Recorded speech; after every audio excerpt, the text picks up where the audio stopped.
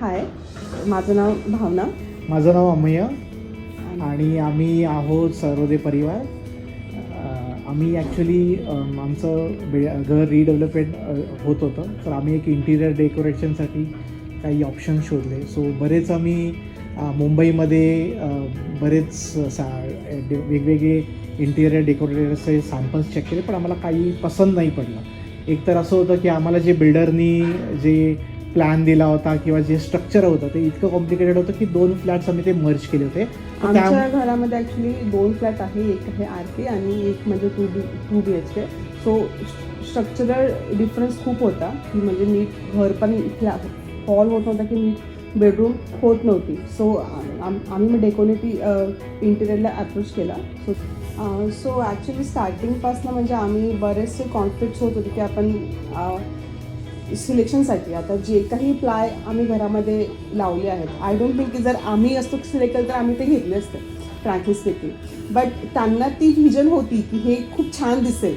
So we trust them blindly की हां ते छान बनेल आणि वी आर हॅपी की ते आम्ही तो निर्णय घेतला आणि खूप छान झालं आहे घर जसं हवं तसं. आणि इव्हन त्यांनी आम्हाला हेल्प केली to buy sofa, dining table आणि माझं फेवरेट प्लेस झुला.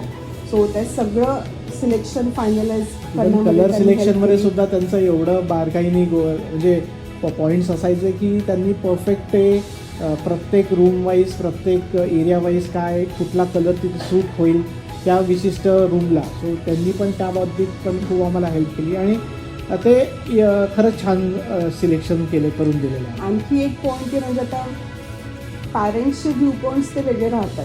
सो आम्ही त्यांना ते पण सांगितलं की पॅरेंट्सचं हे म्हणणं आहे. सो त्यांनी त्याला पण इग्नोर नाही केलं की हा ठीक आहे पॅरेंट. त्यांची रिक्वायरमेंट जी असते त्यांनी त्याच्यामध्ये ती बरोबर बसवली की त्या रूममध्ये पॅरेंट्सच्या हिशोबाने काय काय रिक्वायरमेंट काय काय गोष्टी असल्या पाहिजे, काय काय युटिलिटीज फॉर एक्झाम्पल असल्या पाहिजे, त्या हिशोबाने त्यांनी त्यांची ती स्पेस हे केली.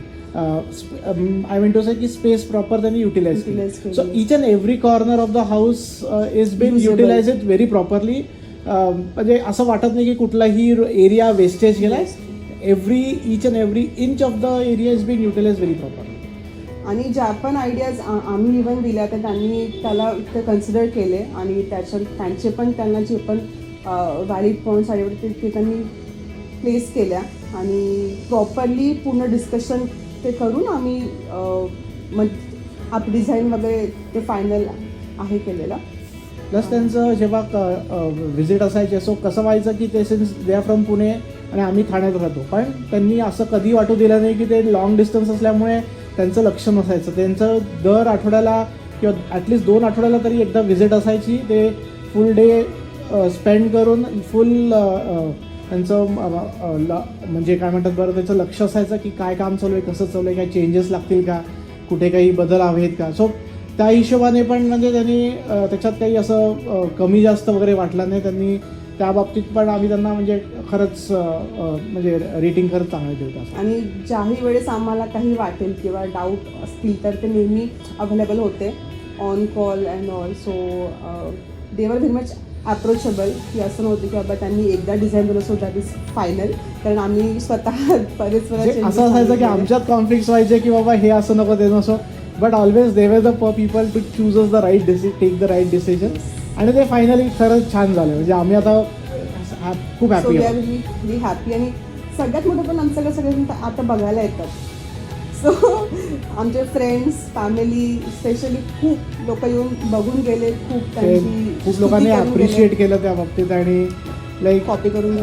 हां त्याच्यात दुसरी एक गोष्ट आहे की बऱ्याच लोकांनी आयडियाज पण कॉपी केल्या. सो ते ठीक आहे, दॅट्स आता ते काय एकदा लोक बघायला घेतील की ते बघणारच आहे ते इम्प्लिमेंट करतील. बट म्हणजे खूप छान झालं. तेच आहे की द रूट म्हणजे मेन थिंग एवढं सांगेल की त्यांचं मेन थिंग हेच सांगेल की त्यांचं जी विजन त्यांची आयडिया जी त्यांनी इम्प्लिमेंट केली आणि ती करून दाखवली ना ती खरंच सुंदर आहे. आणि म्हणजे त्या बाबतीत खरंच त्यांना मी 100 पैकी 100 मार्क देणार.